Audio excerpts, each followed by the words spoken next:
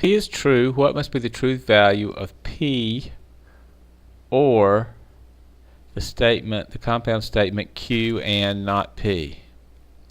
Now before we can do anything with that, I've got to remind you of the truth tables for the OR and the and I just wrote them down in advance, so we need this to be able to solve this problem. The truth table for AND, as you know, it's only going to be true if they're both true. So true ANDed with true is true. Any other combination of true and false is false. And the truth table for OR is only false if they're both false. And any other combination of true and false is always going to be true. We need that here. Now in this problem they say if P is true, what's the value of this expression? Well, I'll put it down here so we can see it better. We've got P or the compound statement Q and not P.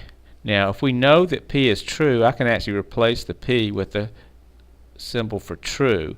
So I would say like this: true or the quantity Q and not, and again they're telling us that P is true, so I'm just going to put not true. And then I'll just keep simplifying it. I can't do anything else right here, but I do know not true is false, so I can write that as true or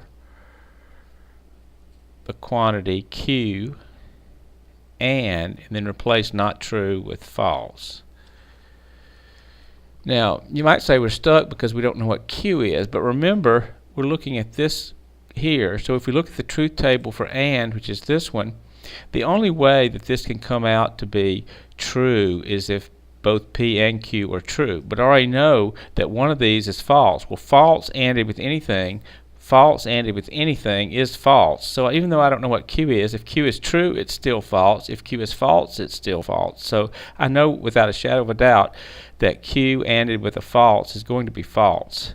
So continuing this, then I have true or, and again following my logic, that has to be false. Now I'm left with an OR, and going back to the truth table for OR, it's only false if they're both false. So I've already got a true and a false. Well, a true and a false yields a true.